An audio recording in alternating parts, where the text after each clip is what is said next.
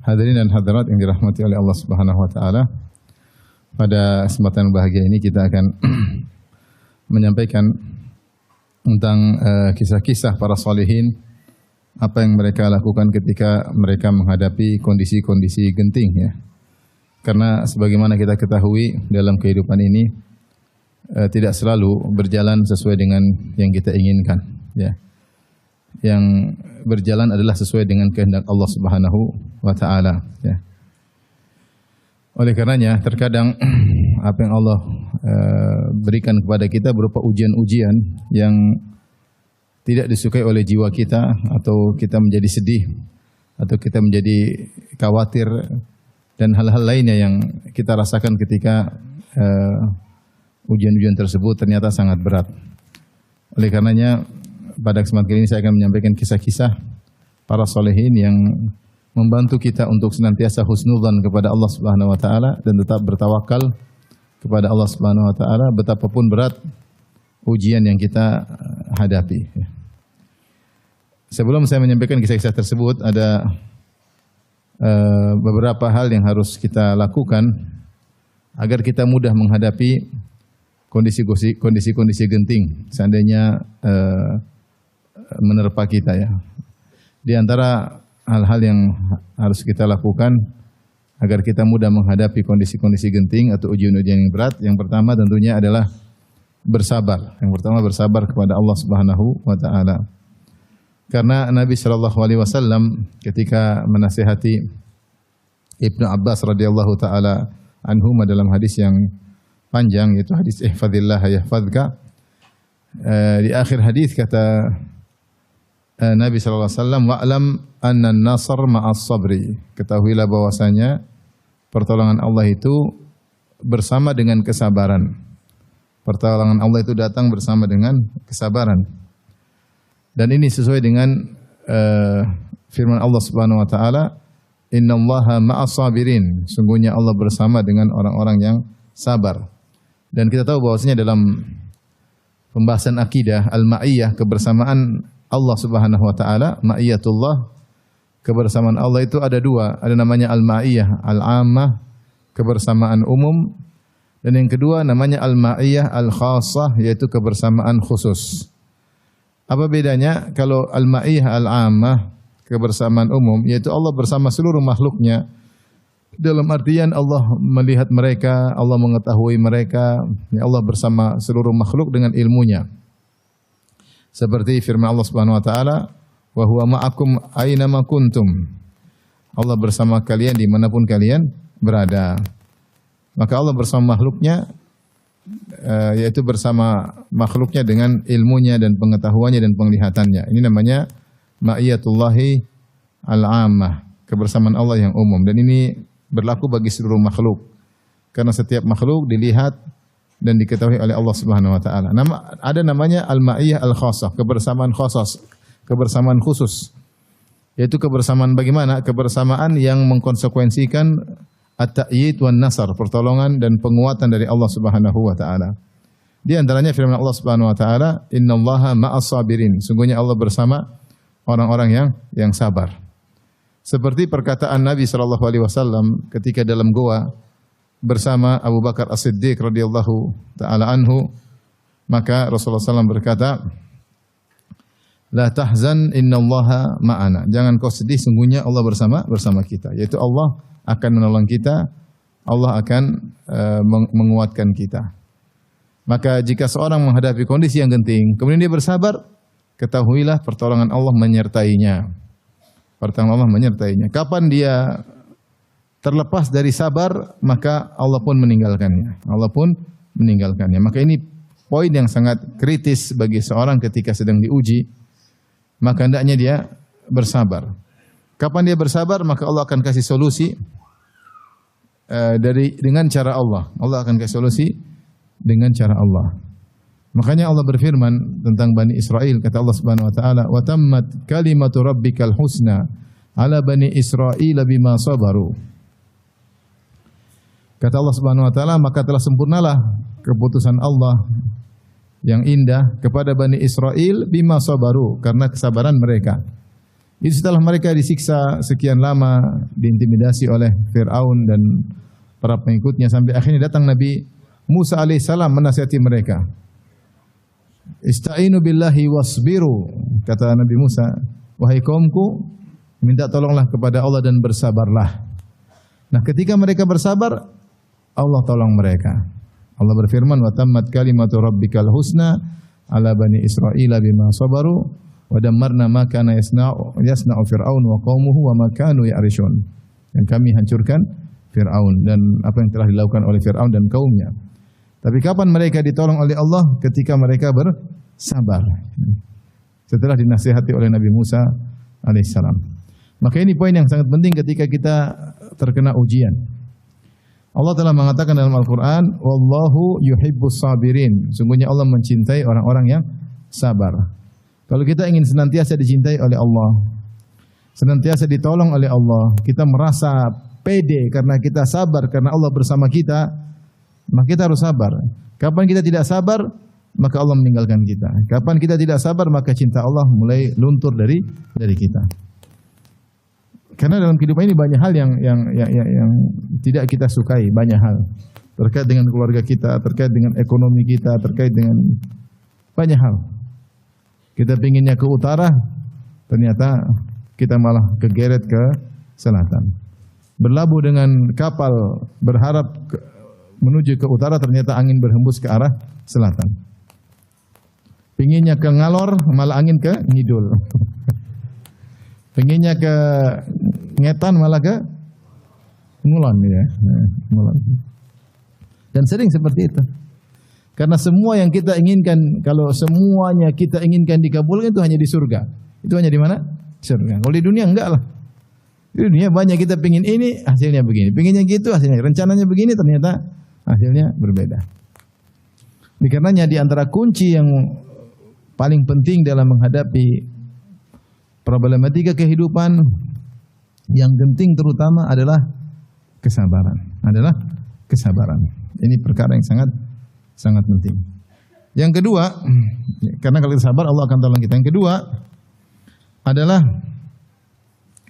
berbaik sangka kepada Allah Subhanahu wa taala. Berbaik sangka kepada Allah Subhanahu wa taala ketika sedang diuji oleh Allah dengan perkara-perkara yang genting. Allah Subhanahu wa taala berfirman, "Innallaha ma'al ladzina taqaw wal ladzina hum muhsinun." Kata Allah Subhanahu wa taala, sungguhnya Allah bersama orang yang bertakwa dan orang-orang yang muhsinun, yang berbuat ihsan. Ya, Allah bersama mereka, bertakwa dan berbuat ihsan. Dan di antara makna ihsan adalah ihsanud dzan billah, berbaik sangka kepada Allah Subhanahu wa taala. Di antara anugerah yang Allah berikan kepada seorang hamba, jika dia berbaik sangka kepada Allah Subhanahu wa taala. Dalam hadis qudsi Allah berfirman, "Ana inda dhanni 'abdi bi." Sungguhnya aku sesuai dengan persangkaan hambaku kepadaku. "Falyadhunna 'abdi bi ma syaa." Maka hendaknya hambaku berprasangka tentangku dengan prasangka yang dia kehendaki, terserah, kata Allah. "In dhanna khairan falahu." Kalau dia berprasangka baik, maka bagi dia kebaikan.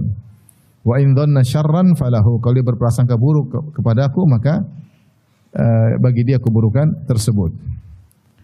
Oleh karenanya dalam kondisi-kondisi genting kita butuh untuk berbaik sangka kepada Allah.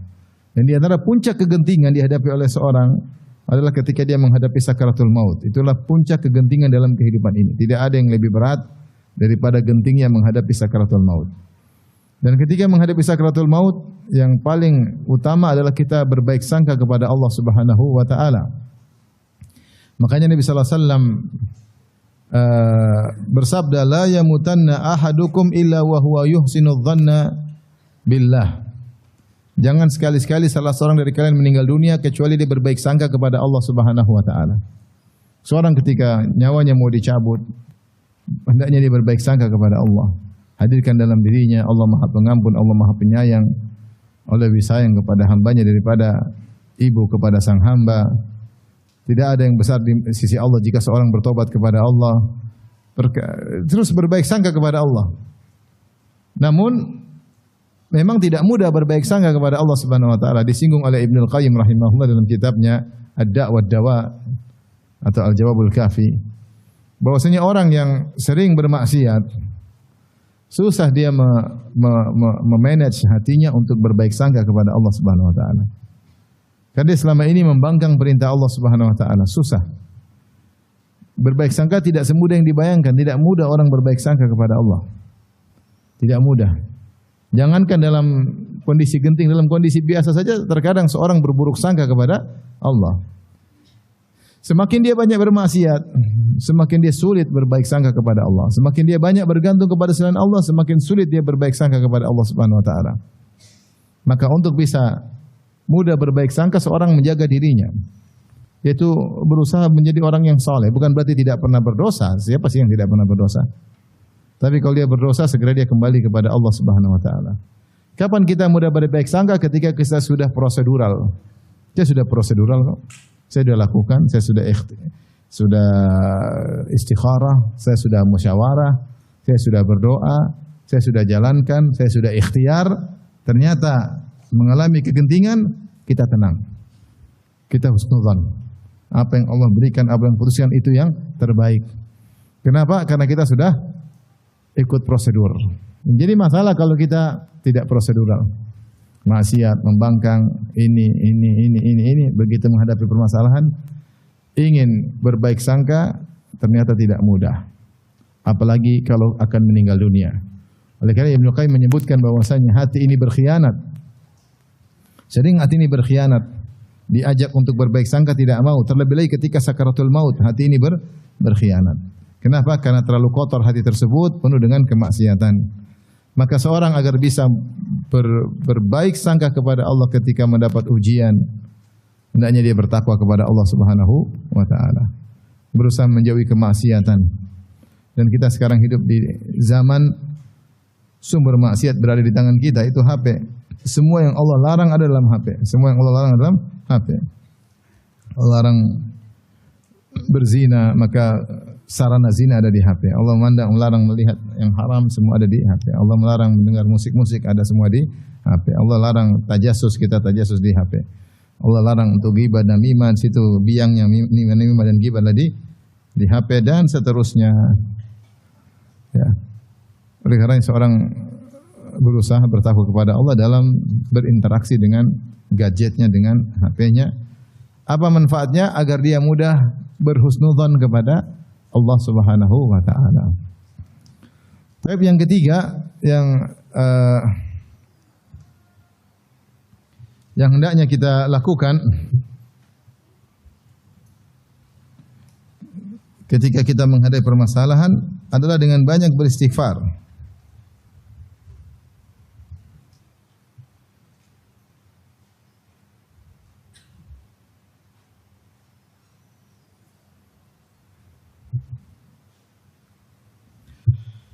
Agar kita banyak istighfar.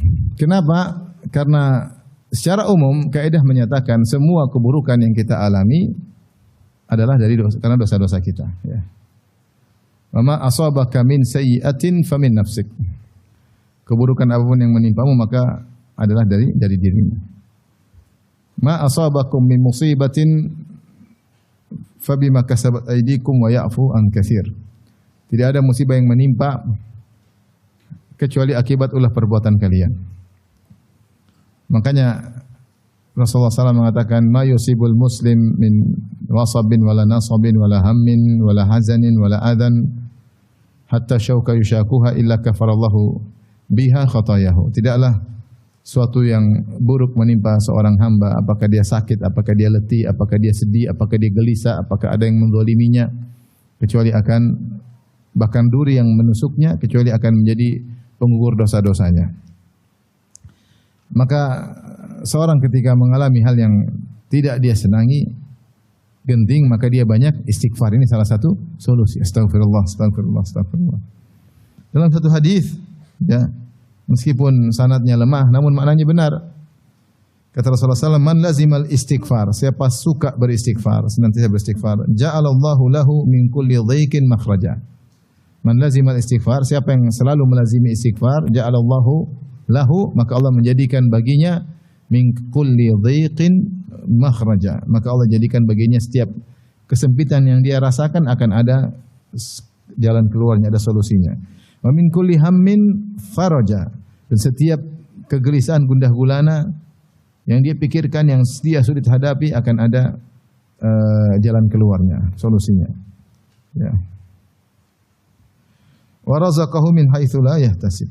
Dan Allah akan berikan dia rezeki dari arah yang tidak dia sangka-sangka. Ini semua secara sanad hadisnya lemah, namun maknanya semua benar. Ya. Makanya ketika Nabi Nuh alaihissalam menasihati kaumnya, dia berkata, faqultu astaghfiru rabbakum innahu kana ghaffara. Maka aku katakan kepada kalian, pada mereka itu kaumnya, istaghfiru rabbakum, istighfarlah kepada Rabb kalian, innahu kana ghaffara, sungguhnya Allah Maha Pengampun, yursilis samaa'a 'alaikum midrara. Allah niscaya akan turunkan bagi kalian hujan yang lebat. Wa yumdidukum bi amwalin wa banin, maka Allah akan berikan kepada kalian banyak anak, banyak harta. Wa ja'alakum jannatin wa ja'alakum anhara, maka Allah akan tumbuhkan bagi kalian taman-taman, kebun-kebun, dan Allah akan bukakan bagi kalian sungai-sungai. Ma'alakum la tarjuna lillahi waqara, kenapa kalian tidak mengagungkan Allah Subhanahu wa taala?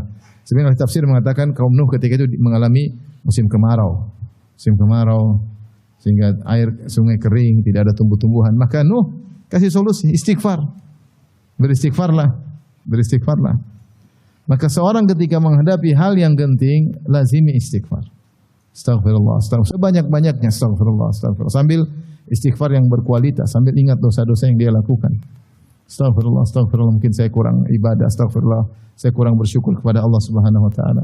Astaghfirullah, Allah sudah bangunkan saya malam hari, saya tidur lagi sampai subuh. Astaghfirullah banyak. Astaghfirullah, saya sombong, astaghfirullah, saya kerjanya ngomel-ngomelin istri, astaghfirullah. Saya ngomel-ngomelin suami, apalagi parah, astaghfirullah. Banyak. Astaghfirullah, saya masih pelit sama orang tua. Astaghfirullah, saya merendahkan orang lain. Saya merasa sok pintar, astaghfirullah. Banyak mau kita istighfar, banyak sekali. Astaghfirullah, sambil kita menjadikan istighfar kita berkualitas. Maka kalau kita banyak istighfar, niscaya Allah kasih jalan apa? Keluar. Allah jadikan kita jalan keluar. Ya. Terutama beristighfar di waktu sahur. Wabil asharihum yastaghfirun. Istighfar di waktu sahur ini istighfar yang paling berkualitas. Setelah seorang salat malam, kemudian dia duduk, kemudian dia beristighfar, astaghfirullah, astaghfirullah, astaghfirullah, astaghfirullah. Maka insyaallah Allah kasih dia solusi. Taib,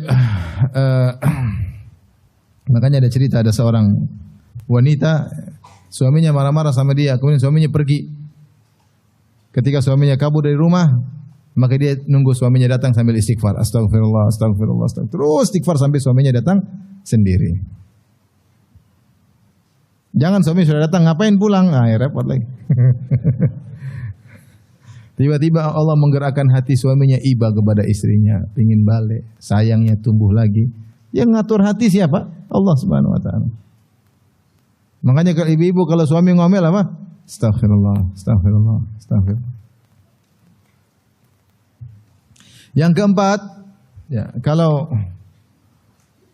seorang agar mudah menghadapi kondisi-kondisi yang genting, maka hendaknya ketika di waktu lapang dia lagi nyaman-nyaman, dia beribadah kepada Allah, cari muka di hadapan Allah Subhanahu wa taala dengan kenyamanan yang Allah berikan kepadanya.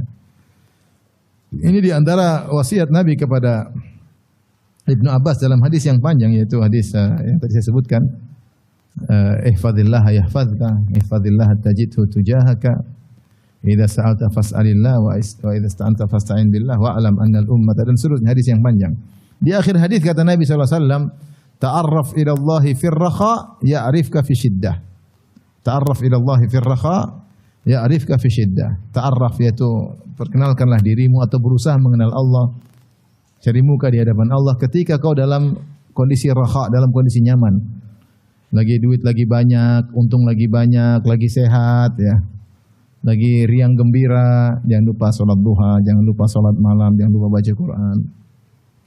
Ya'rifka fi shiddah, maka Allah akan mengenali engkau ketika dalam kondisi berat.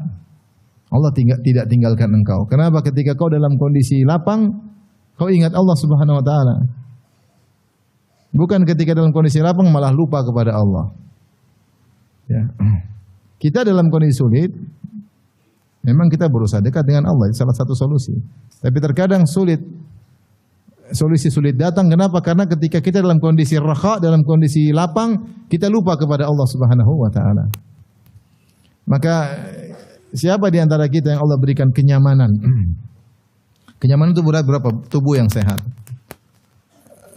Ekonomi yang berkecukupan, alhamdulillah. Alhamdulillah ada rumah, ya. Nyaman, banyak orang yang susah.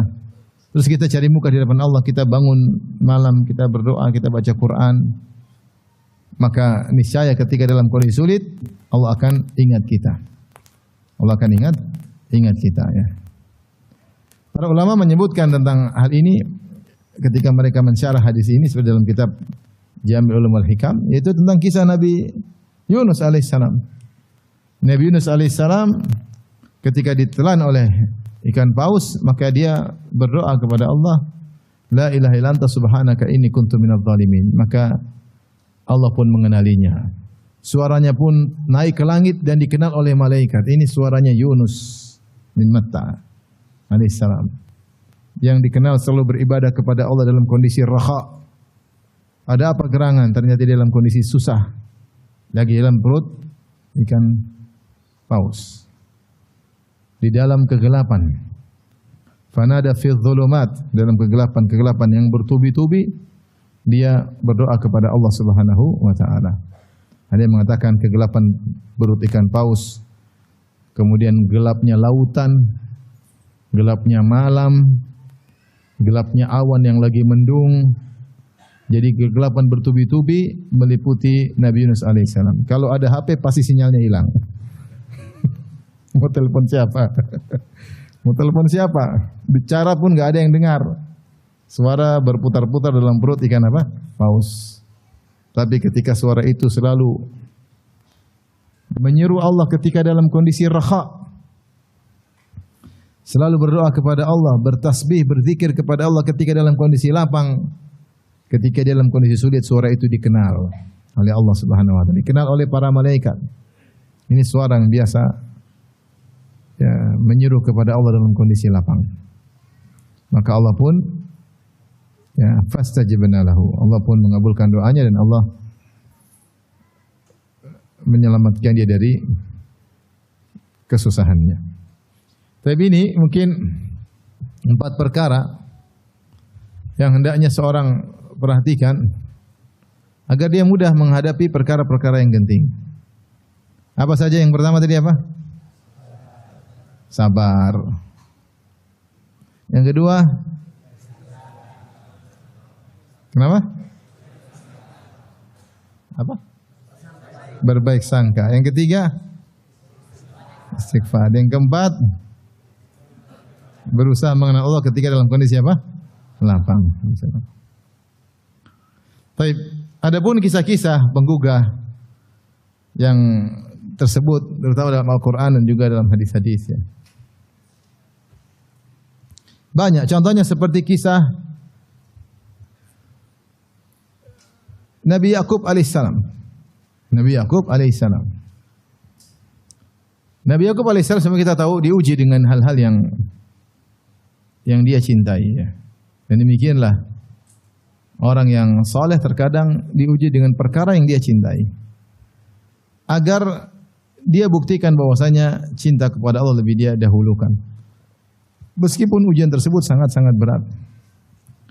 Dan Nabi Yakub adalah orang yang paling dicintai oleh Allah di zaman tersebut. Tidak ada orang yang paling dicintai Allah ketika itu kecuali Nabi Yakub alaihissalam.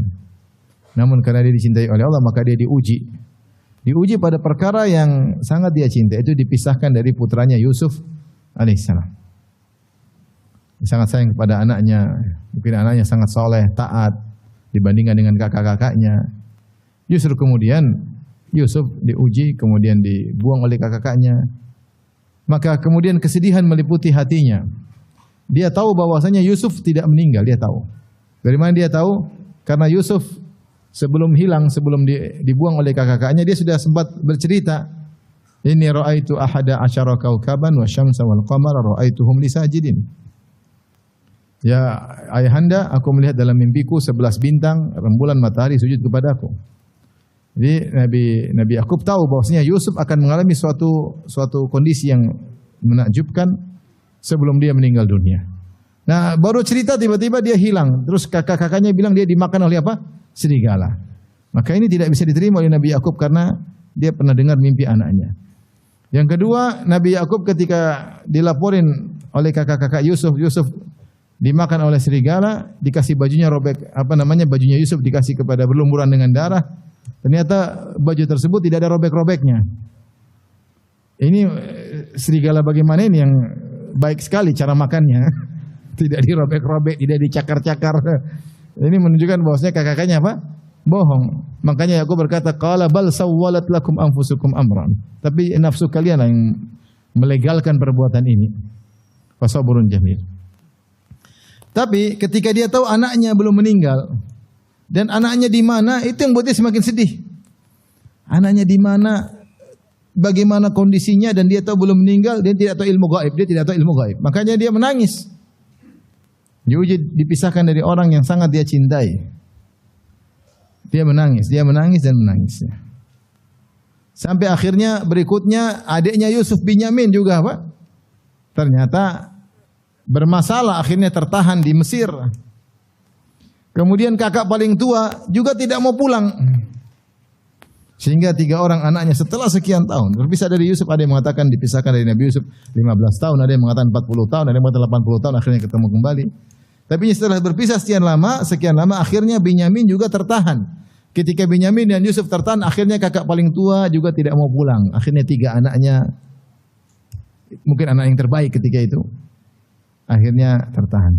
Di saat itulah, subhanallah, Nabi Yakub semakin husnudzon kepada Allah. Ini yang saya mengambil pelajaran. Nabi Yakub kapan di puncak husnudzon? Ketika di puncak kegentingan. Ya.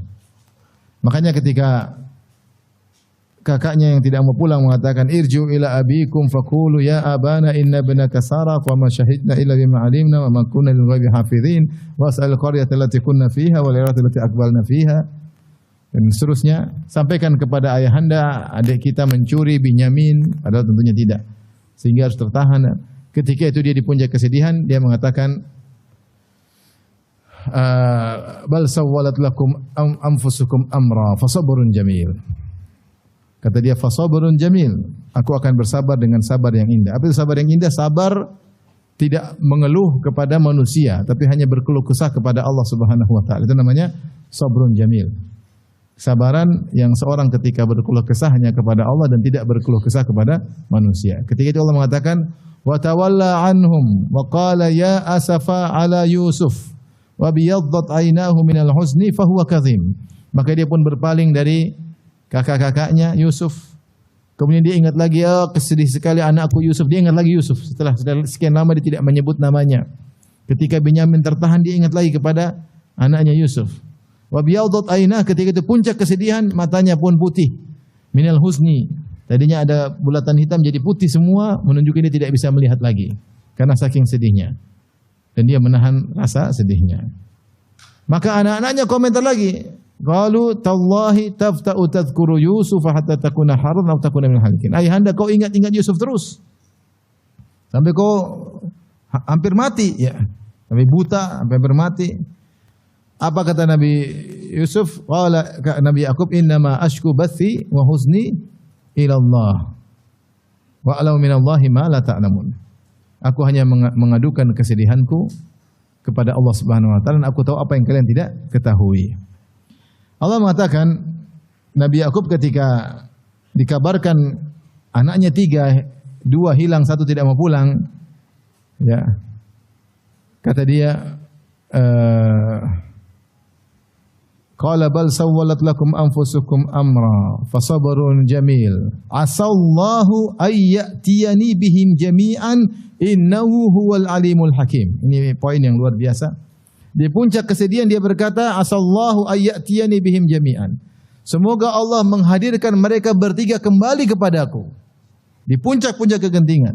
Dia mengatakan saat inilah semoga Allah mengembalikan mereka bertiga kepadaku. Kemudian dia tutup dengan perkataannya tersebut, innahu huwal alimul hakim. Husnudzan, sungguhnya Allah itu maha mengetahui dan dia maha bijak dengan segala keputusannya. Husnudzan. Kemudian dia berkata kepada anak-anaknya, ya bani yadhhabu fatahassasu min Yusuf wa akhihi wa la tayasu min rauhillah innahu la yayasu min rauhillah ilal qaumul kafirun. Wahai anak-anakku, pergilah kalian cari-cari kabar tentang Yusuf dan Binyamin. Kakak yang tua jelas tahu di mana posisinya, cuma tidak mau pulang. Tapi kalian carilah kabar tentang Yusuf dan Binyamin. Wala tayasu min rauhillah, dan janganlah kalian putus asa dari rahmat Allah. Innahu la yayasu min rauhillah ilal qaumul kafirun. Tidak ada yang putus asa dari rahmat Allah kecuali orang-orang kafir. Di saat situlah kemudian husnudzonnya tinggi dan berbaik sangka kepada Allah, dan akhirnya Allah mengabulkan apa yang dia harapkan. Akhirnya kembalilah dia bertemu dengan ketiga anaknya tersebut. Maka ini pelajaran bagi kita. Ya. Biasanya di puncak-puncak kesulitan situ ada solusi. Ya. Kata Nabi SAW, annal faraja ma'al karb, sungguhnya jalan keluar bersamaan dengan penderitaan, dengan kesulitan. Ya. Anna ma'al usri yusran, bersama dengan kesulitan ada kemudahan. Nasr ma'al sabar, ya, bahwasanya dengan ada kesabaran ada pertolongan. Ketika Yakub di puncak kesulitan, maka datang apa? Pertolongan, ya. Kaidah mengatakan idza dhaqal amru ittasa', ya, kalau perkara semakin sempit maka akan ada kelapangan. Ya, akan ada kelapangan. Oleh karenanya seorang ketika menghadapi ujian-ujian di puncak, jangan dia putus asa. Serahkan kepada Allah, tetap husnudzan kepada Allah Subhanahu wa taala. Tapi ini kisah yang pertama yang menjelaskan bagaimana Nabi Yakub alaihissalam. Kisah yang lain, misalnya kisah Nabi Musa alaihissalam. Kisah Nabi Musa yang Allah sebutkan dalam Al-Quran. Fir'aun ingin membunuh Nabi Musa dan kaumnya, maka dia keluarkan seluruh pasukannya untuk mengejar Nabi Musa. Nabi Musa sudah keluar bersama kaumnya. Nasri bi ibadi, ya, bawalah hamba-hambaku berjalan di malam hari keluar dari Mesir menuju Palestina. Maka Nabi Musa keluar bersama Bani Israel. Namun di sana mereka ada orang tua, ada anak kecil, sehingga mereka jalan lambat. Ketika pagi hari, Fir'aun sadar ternyata Bani Israel semua sudah pergi meninggalkan Mesir. Maka dia bilang, pasukan kejar mereka. Mereka itu hanyalah syirzimatun qalilun, mereka hanya sedikit. Kita habisi mereka. Maka khilaf di kalangan para ahli tafsir, berapa banyak yang dibawa oleh Fir'aun. Ada yang mengatakan seluruh orangnya dibawa, menteri-menterinya, prajuritnya, karena dia ingin melampiaskan seluruh kemarahannya kepada Musa dan Bani Israel. Ini saatnya habisi mereka. Maka dengan gagahnya, dengan sombongnya, dengan pamer kekuatan, mereka mengejar. Karena mereka bilang, Musa sedikit, kita banyak, ayo kejar. Akhirnya benar, ketika matahari menyingsing, ya, tiba-tiba mereka saling melihat. Falamma tara'atil jam'ani qala ashabu Musa inna lamudrakun. Ketika matahari terbit kemudian mulai terlihat, nampaklah kedua kelompok tersebut. Kelompok Nabi Musa bersama Nabi Musa alaihissalam sudah di hadapan Laut Merah. Laut Merah dengan ombak yang bergejolak di hadapan mereka. Sementara di belakang mereka ada Fir'aun dan bala tentaranya. Tidak ada jalan keluar, tidak ada solusi. Mau kemana? Nggak ada jalan lari, tidak bisa lari. Ketika itu kata Allah, qala ashabu Musa, berkatalah pengikut Nabi Musa, suudzon kepada Allah. Mereka berkata, inna lamudrakun, kita akan ketangkap, kita akan tertangkap. Tidak ada jalan lain. Di depan kita nggak mungkin menyeberang, kita akan tenggelam dalam Laut Merah. Dan mungkin kita kabur karena di belakang kita ada Fir'aun dan bala tentaranya. Kita kelompok kecil, mereka banyak, semakin mengepung. Mau kemana? Mereka dengan mudahnya mereka mengatakan inna lamudrakun, sungguh-sungguh kita akan ketangkap, akan kesusul. Saat itulah Nabi Musa menguatkan husnudzonnya, dia mengatakan kalla inna ma'aya rabbi sayahdin. Sekali-sekali tidak, sungguhnya Allah bersamaku dan dia akan kasih jalan keluar. Subhanallah, bagaimana husnudzon Nabi Musa di puncak-puncak kegentingan. Tatkala orang lain sudah putus asa, Nabi Musa justru semakin pede. Kalla, sekali-sekali tidak ada seperti itu. Inna ma'iya rabbi sayahdin, Allah bersamaku. Tapi siapa yang bisa mengucapkan demikian? Orang yang bertakwa. Kalau kita tukang maksiat, Allah bersamaku, bersama apa? Siapa yang nonton film Korea gimana bilang Allah bersama? Kalau kita sebagian kita gitu susah, kita mau pede susah. Tapi kalau kita tadi malam salat malam, kita berdoa kepada Allah, kita zikir, kita sedekah, kita bersalah, kita berdosa, kita bertobat, kita berbakti sama orang tua, kita bisa hadirkan perasaan Allah bersamaku. Boleh.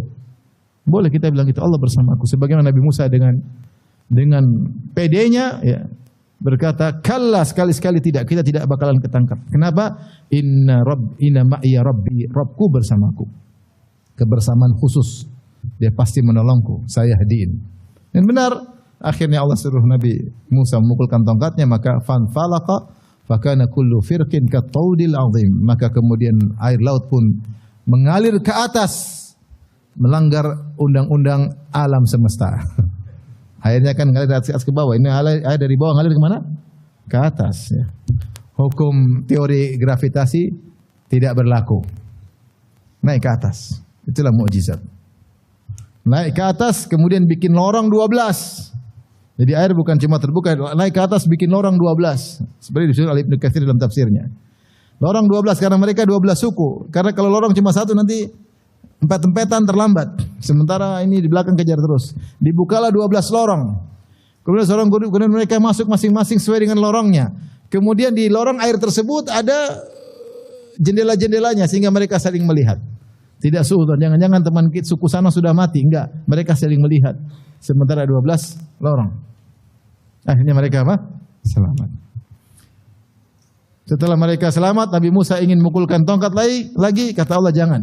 Watrakil bahra rahwan innahum jundum mughraqun, biarin, jangan dulu dipukul. Akhirnya Fir'aun dan balantaranya, laut masih terbuka, kata Fir'aun fatajallada.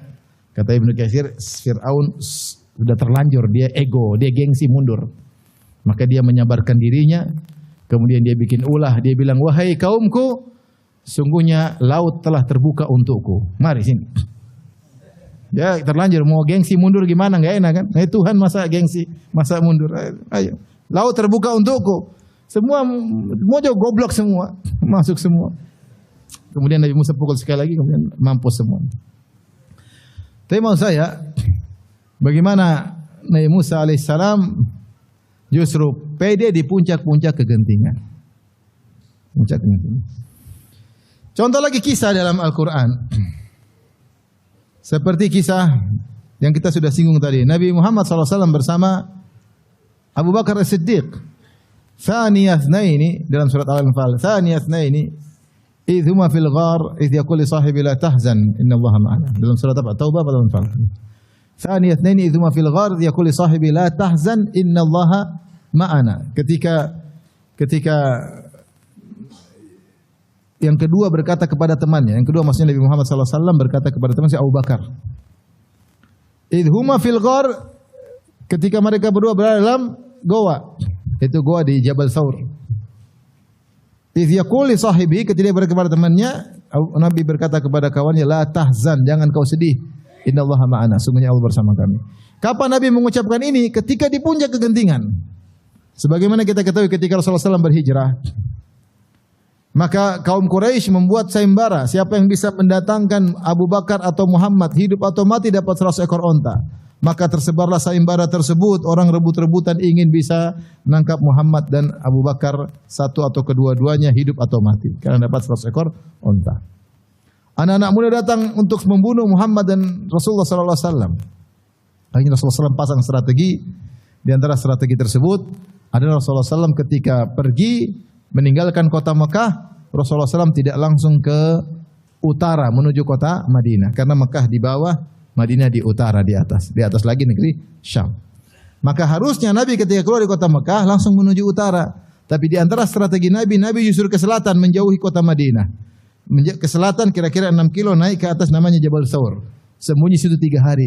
Kenapa sembunyi 3 hari? Supaya mengelabui mereka. Kalau 3 hari mereka putar-putar enggak dapat, mereka bilang sudah lolos.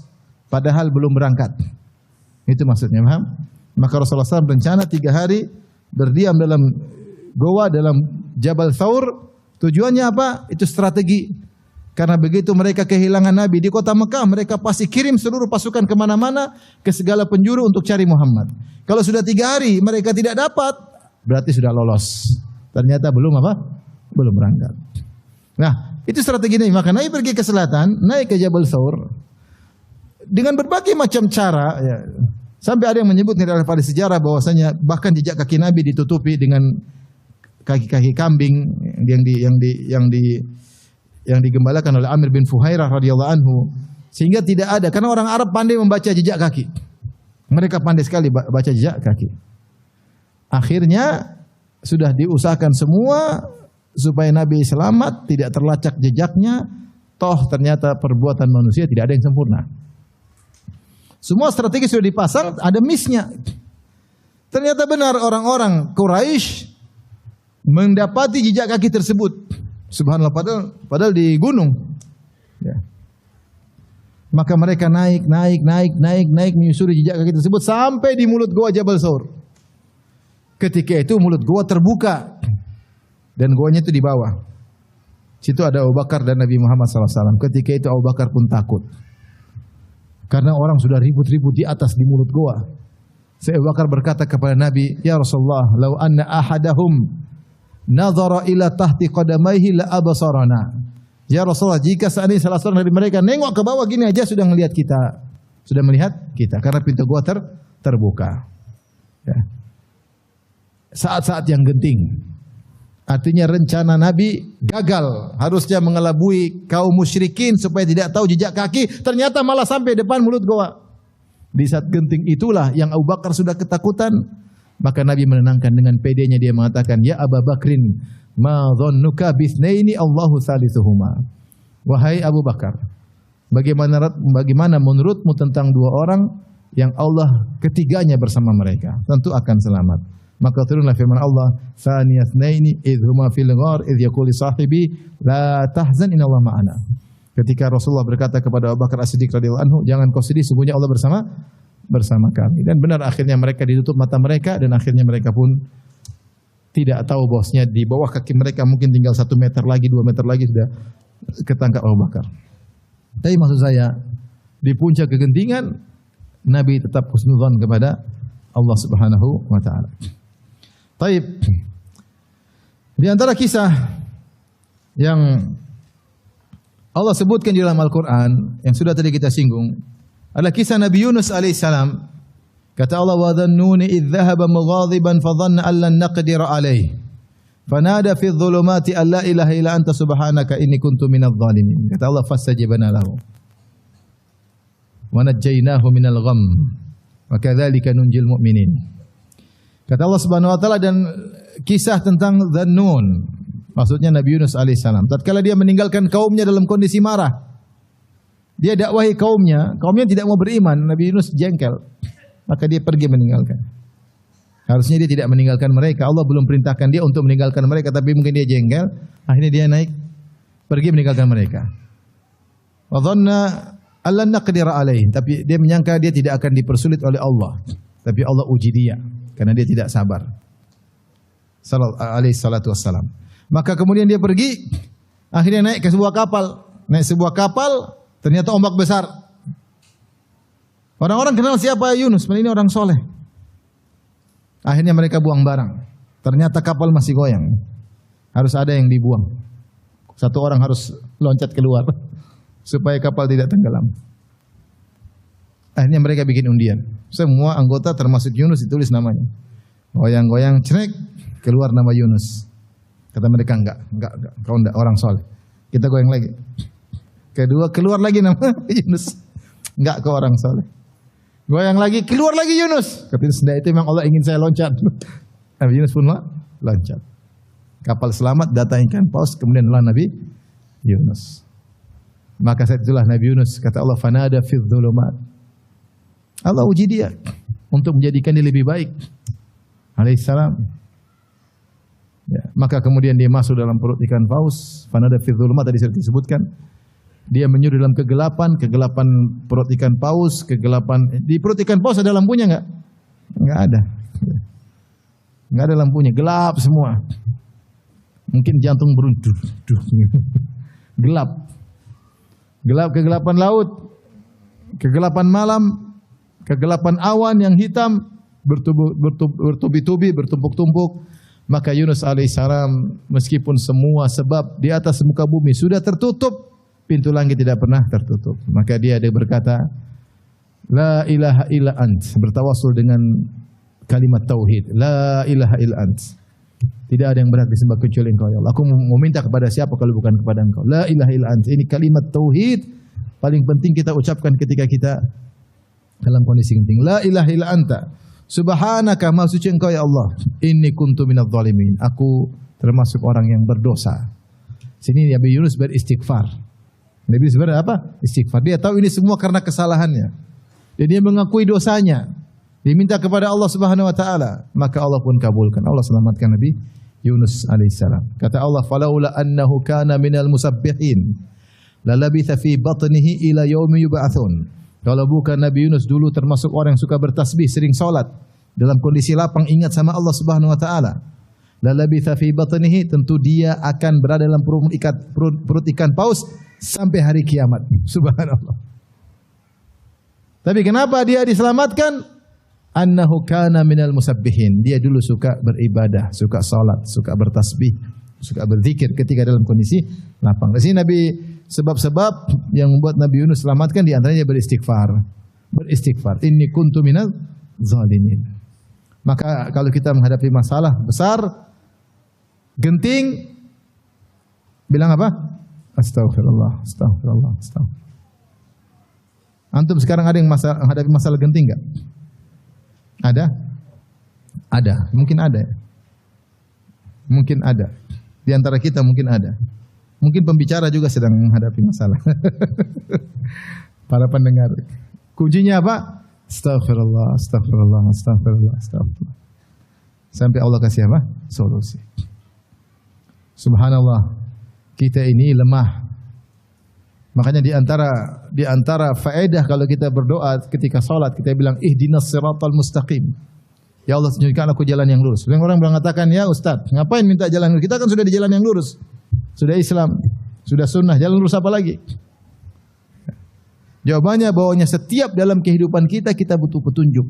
Kita enggak tahu bagaimana menghadapi permasalahan kita. Ngurus anak-anak butuh petunjuk enggak? Butuh. Kalau enggak kita salah ngurus. Ngurus istri-istri butuh petunjuk enggak? Salah ngomong kah?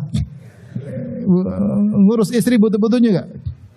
Butuh. Kalau enggak kita salah ngurus. Berbakti sama orang tua butuh petunjuk enggak? Kalau enggak kita salah ngomong, salah ini, orang tua tersinggung. Interaksi dengan kakak adik silaturahmi butuh petunjuk enggak? Kita ini lemah. Maksudnya baik ternyata salah jalan. Maka kita senantiasa butuh petunjuk dalam menjalankan aktivitas kita. Ketika kita sholat butuh petunjuk enggak supaya bisa khusyuk? Butuh. Kita dakwah kita butuh petunjuk enggak? Biar kita enggak salah dakwah, biar kita sabar, butuh petunjuk. Maka benarlah kita doa yang paling kita harapkan adalah ihdina as-siratal mustaqim. As-siratal mustaqim. Kadang kita melihat permasalahan, kita bilang, "Ya Allah, saya pasrahkan kepadamu. Saya enggak tahu apa yang harus dilakukan." Bingung. Terlalu pelik permasalahan. Kita bilang, "Ufawwidul amr ilallah." Aku serahkan, ufawwidhu amri ilallah. Aku serahkan urusanku kepada siapa? Allah Subhanahu wa taala. Oleh karenanya, ketika seorang menghadapi permasalahan, hanya dia banyak istighfar dan istighfar dan istighfar sampai Allah berikan solusi. Tapi istighfar tadi saya katakan istighfar yang berkualitas. Tapi di antara kisah yang Allah sebutkan dalam Al-Quran yang juga dalam kondisi genting adalah kisah perang Al-Ahzab dalam surat Al-Ahzab.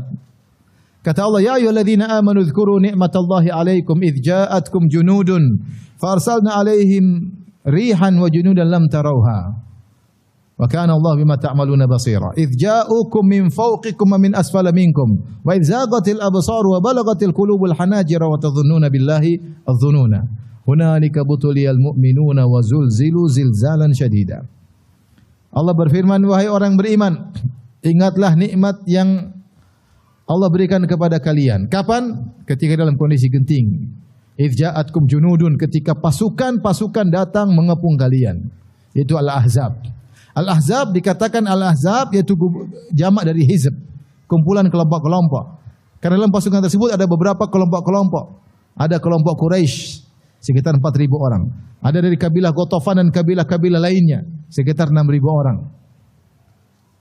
Belum kemudian ada Bani Quraidah yang berkhianat dari dalam kota Madinah. Jumlah dari luar 10.000, dari dalam ada sekitar 700 pasukan perang dari orang Yahudi.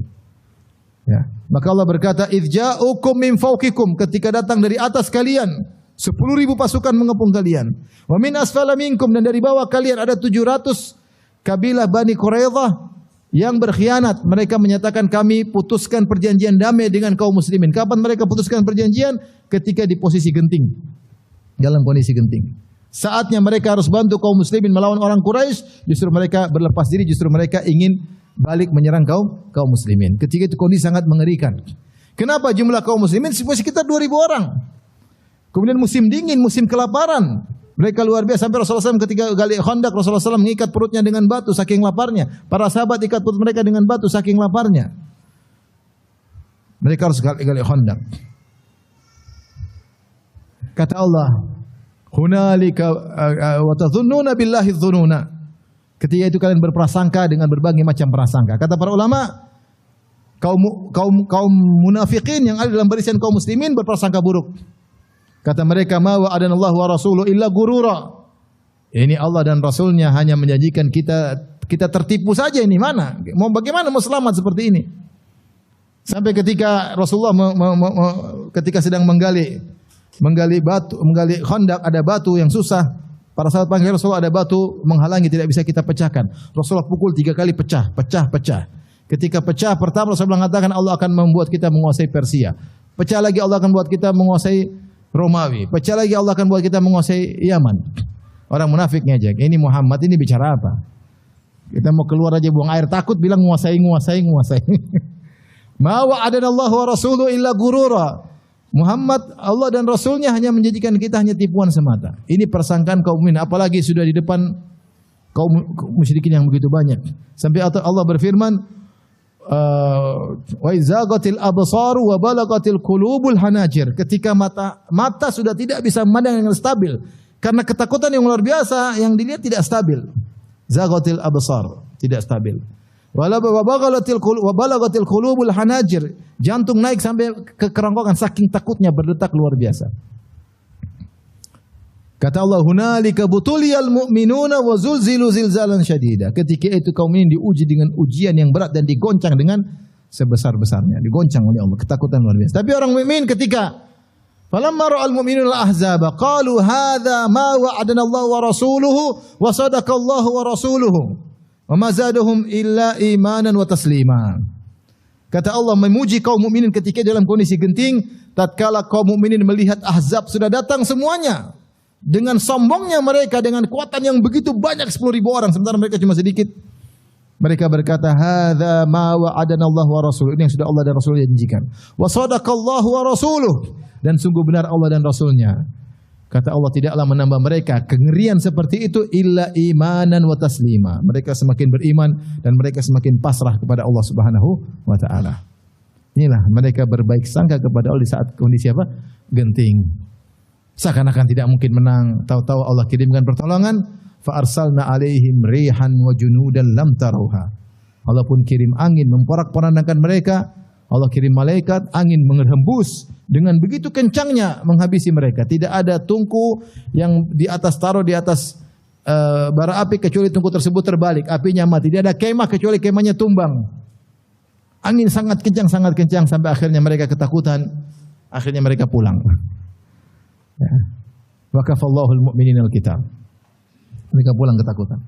Tapi mau saya justru dalam kondisi mereka melihat jumlah yang banyak, justru mereka mengatakan wa sadaqallahu wa rasuluh. Sungguh benar Allah dan Rasulnya. Di saat itulah iman mereka semakin tinggi. Taib. Di antara kisah yang Allah sebutkan misalnya dalam Al-Quran, seperti kisah Nabi Ayub. mengajarkan kepada kita untuk berbaik sangka kepada Allah Subhanahu wa taala. Allah berfirman, wa ayyuba idz nada rabbahu anni massaniyadh-dhurr wa anta arhamur rahimin fastajibna lahu. Kata Allah Subhanahu wa taala, ingatlah Ayub alaihissalam. Ketika dia terkena penyakit, kemudian dia berdoa kepada Rabbnya, dia mengatakan anni massaniyadh-dhurr. Ya Allah, aku ditimpa dengan penderitaan. Dia tidak mengeluh, ya Allah ini sakit gini. Dia ijmal global. Dia tahu Allah Maha tahu. Tapi dia tutup doanya dengan kita boleh berdoa sebagai Nabi Zakaria. Kita berdoa dengan dua cara. Ada cara kita detail seperti Nabi Zakaria. Idnada rabbahu nidaan khafiyya. Qala rabbi inni wahana al-azmu minni washta'ala ar-ra'su shayba. Wa lam akum bidu'aika rabbi syaqiyya wa inni khiftul mawaliya min wara'i wa kanat imra'ati aqira fahabli min ladunka waliyya yarithuni wa yarithu min ali yaqub waj'alhu rabbi radiyya. Nabi Zakaria ketika berdoa, ya Rabbku, aku sudah tua, rambutku putih semuanya, enggak ada hitamnya, semuanya Pak, putih. Tulangku sudah lemah. Ya. Dan istriku mandul. Dan orang-orang butuh untuk diurusin, tidak ada orang alim yang mengurusin, melanjutkan tugasku untuk berdakwah. Anugerahkanlah kepada anakku yang bisa, anak yang bisa melanjutkan tugasku mengurusi Bani Israel. Dia sebutkan, saya begini. Boleh. Dan Nabi SAW juga pernah berdoa dalam satu riwayat, ketika Rasulullah SAW diusir dari kota Taif, maka Rasulullah berdoa dengan doa yang panjang. Ashku ilaika dha'fa quwwati wa qillati hilati wa hawani 'alan nas. Ya Allah, aku keluhkan kepada Engkau, aku berkeluh kepada Engkau tentang lemahnya kekuatanku, sedikitnya kemampuanku, dan bagaimana aku dihinakan oleh manusia. Nabi bicara. Tidak ada masalah. Tapi Nabi Ayub dia tempuh cara yang lain. Dia ketika sakit, dia bilang, anni massaniyadh-dhurr. Aku ditimpa dengan penderitaan. Dalam riwayat ayat yang lain, binusbin wa adab. Ya. Ditimpa dengan penyakit dan penderitaan. Ya. Tapi dia tidak perinci begini, saya sudah 7 tahun ya Allah sakit. Tidak. Karena dia tahu Allah tahu tentang apa sakit yang dia alami. Tapi dia bicara secara global, bosnya saya sedang menderita. Ini juga boleh. Yang menakjubkan, dia akhiri doanya dengan berkata, wa anta arhamur rahimin.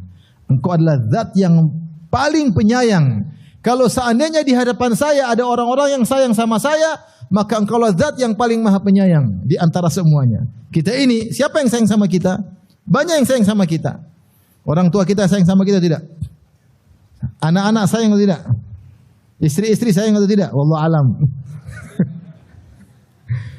Istri sayang, kakak adik sayang enggak? Sayang. Mungkin tetangga sayang, anak-anak sayang, teman dekat sayang. Semua sayang, semua kalah. Wa anta arhamur rahimin. Engkau yang maha apa? Penyayang. Allah Subhanahu wa taala. Allah yang maha penyayang. Lallahu arhamu bi ibadihi min hadhihi bi waladiha. Allah lebih sayang kepada hamba-hambanya daripada seorang ibu kepada anaknya. Maka dia bertawassul dengan nama Allah Arhamur Rahimin. Engkau adalah zat yang maha penyayang, dan maha penyayang tidak akan meninggalkan aku seperti ini. Husnudzon luar biasa. Allah kabulkan, langsung sembuh. Langsung sembuh. Nabi Ayub alaihissalam. Semuanya mudah. Cuma urkot beri licik, suruh injak-injak, kemudian keluarlah air untuk mandi dan untuk minum. Kemudian sembuhlah Nabi Ayub alaihissalam. Intinya ayat ini dijadikan oleh para ulama. Maka Allah harus kita husnudzon karena dia yang paling sayang kepada kita. Kalau kita punya kawan baik sama kita, kira-kira kita husnudzon atau suudzon? Katanya sama antum. Ada teman baik selalu bantu. Kita kalau kita husnudzon atau suudzon sama dia? Kita husnudzon, dia baik, orang ini baik kok, insyaallah gitu. Mungkin dia belum bisa bantu saya karena saya begini, mungkin dia lagi susah. Tapi kita pasti husnudzon karena kita tahu dia ini baik. Dia sayang sama kita. Bagaimana dengan Allah yang Arhamur Rahimin? Kenapa kita husnudzon sama dia? Tinggal kita manage hati kita husnudzon sama Allah Subhanahu wa taala. Itu di antara sebab Allah mengabulkan doa seorang hamba. Taib. Masih ada waktu? Masih. Di antara kisah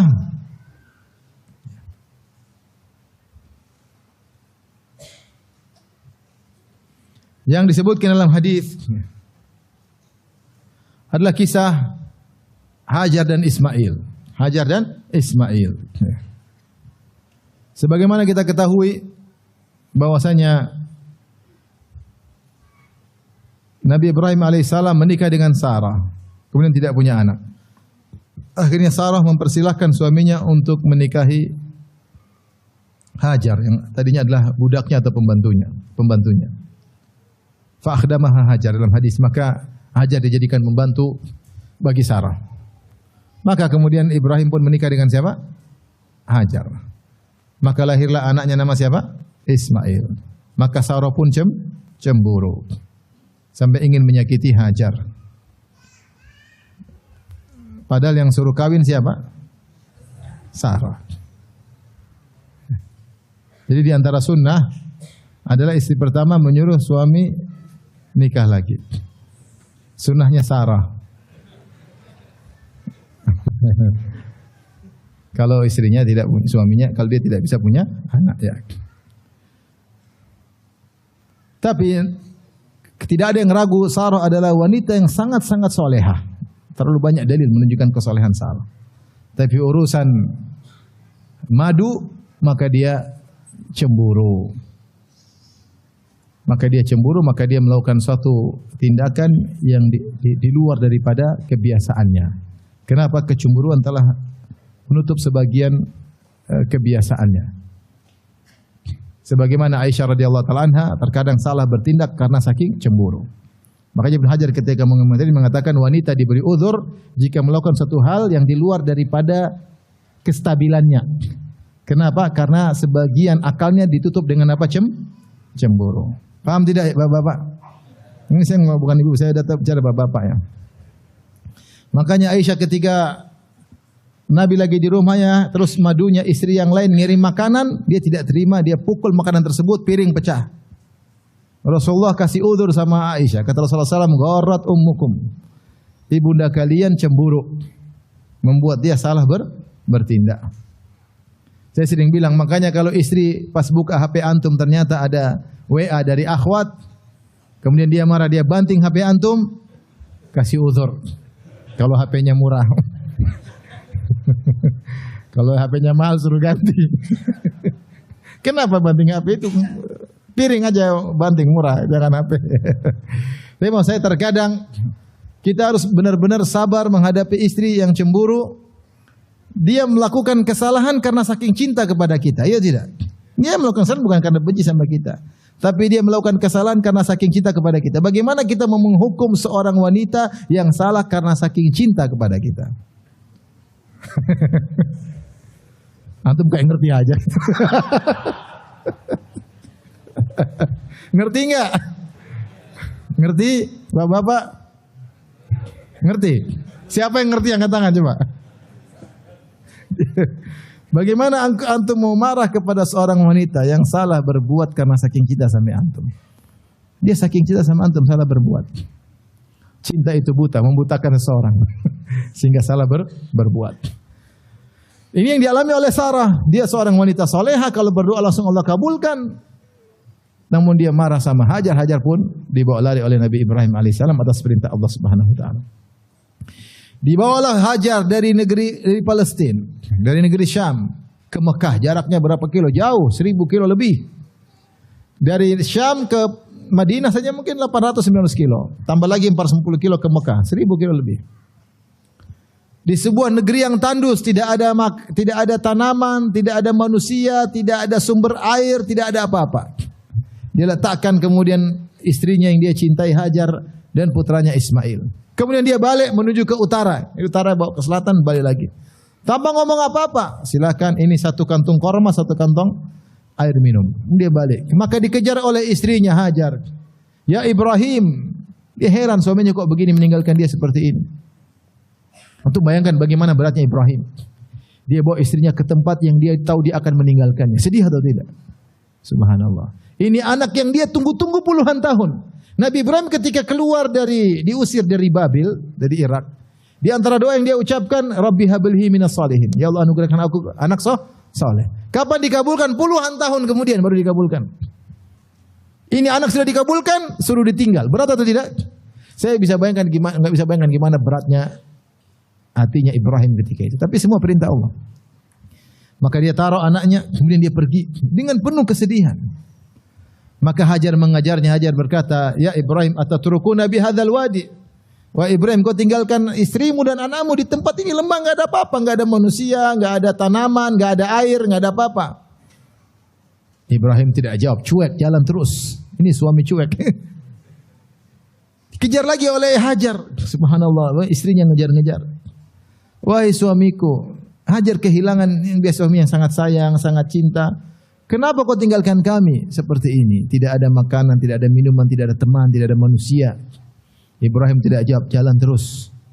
Sampai ketiga kali tanya lagi, Ya Ibrahim, atatrukuna, kau tinggalkan kami anakmu ini. Tinggalkan di lembah seperti ini. Ibrahim tidak jawab, maka Hajar yang cerdas, yang soleha, mengerti. Dia mengatakan, Allahu amaraka bihada. Apakah Allah yang perintahkan kau seperti ini? Aneh. Seperti ini Allah yang perintahkan? Baru Ibrahim menjawab, Naam, benar. Apakah hati Ibrahim tidak pilu-pilu? Maka Hajar ketika bilang, dengar Ibrahim berkata ini perintah Allah, dia ucapkan kalimat yang indah. Dia mengatakan, Idzan la yudayyi'una. Kalau begitu Allah tidak akan tinggalkan kita. Subhanallah. Pede, husnuzon luar biasa. Kalau begitu, ini perintah Allah, jalankan. Allah tidak akan tinggal kami. Jalankan wahai suamiku. Perintah Allah, Allah tidak akan tinggalkan kami. Dia juga menguatkan hati apa? Suaminya. Ibrahim berjalan, pura-pura tidak lihat. Hatta idza bin haitsu saniyah, sampai dia sudah tempat agak jauh di mana ada tanah yang agak tinggi, dia baru balik, baru dia berdoa. Ya Allah, itu anakku yang Allah abadikan dalam Al-Qur'an. Rabbi inni askantu min dzurriyyati biwadin ghairi zar'in 'inda baitikal muharram rabbana liyuqimus shalah faj'al afidatan nas. Dia berdoa yang Allah berikan Al-Qur'an. Kapan dia berdoa? Ketika istrinya udah enggak lihat. Karena kalau dia langsung balik lihat, makanya dia jalan dulu. Sudah jauh istrinya udah enggak lihat baru dia balik. Berdoa, gimana lagi? Ini istri saya sayangi, anak saya sayangi. Berdoa. Kalau bukan perintah Allah mungkin dia bawa lari anaknya. Dan Hajar kemudian komitmen, idzan la yudayyi'una. Kalau gitu Allah tidak akan tinggalkan kami. Subhanallah, maka dia pun menyusui anaknya, makan dari korma, minum dari air minum yang ada. Anaknya disusui Ismail sampai akhirnya kormanya habis, airnya habis. Hajar pun lapar, air susu pun berhenti. Ismail mulai menggeliat kesakitan. Saat itulah Hajar kemudian berusaha cari pertolongan ikhtiar. Dia pergi ke sofa, lihat sana lihat sini apakah ada bantuan. Tidak ada. Kemudian dia turun berlari kecil di antara dua lembah, kemudian naik ke Bukit Marwa. Lihat kan, lihat kiri, enggak ada. Jalan lagi turun, terus sampai ke 7. Ketika 7 dia mendengar suara.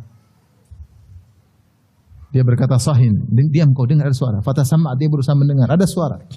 Maka dia bilang kepada suara tersebut, Qad asma'ta, kau sudah mendengarkan suaramu kepadaku. In kana indaka ghiwas, kalau kau punya pertolongan, tolong kami. Ternyata datang malaikat Jibril alaihissalam. Kemudian Jibril datang ke arah Ismail, kemudian dia menendang dengan sayapnya atau dengan akhibih, dengan kakinya, tumitnya, maka keluarlah air Zam-Zam. Subhanallah.